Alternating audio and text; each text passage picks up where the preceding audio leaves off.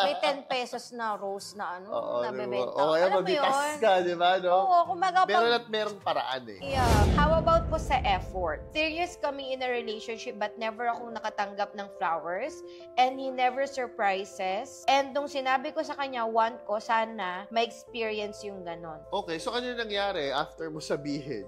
Oo, ginawa ba niya Ginawa o ba hindi? niya? Yan yung tanong. Okay. Kulang yung comment No, niya. minsan mahirap din naman magsalita sa ganitong situation kasi hindi naman namin alam yung situation nyo in life, Yeah. 'di ba? Eh paano kung hindi niya talaga kaya, 'di ba? Hindi kasi medyo, yung hindi kaya parang imposible kasi lalo na 3 years.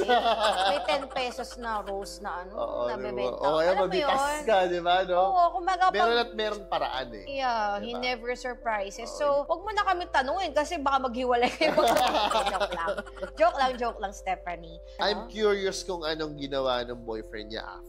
Nung sinabi na niya, sinabi na ni Stephanie sa boy. So, update mo kami. Anong advice mo? Baka naman hindi nga siya nagbibigay ng flower and wala siyang surprise, pero baka naman may effort siya sa ibang bagay. So, minsan, huwag ka lang din doon nakatingin. Sa bagay.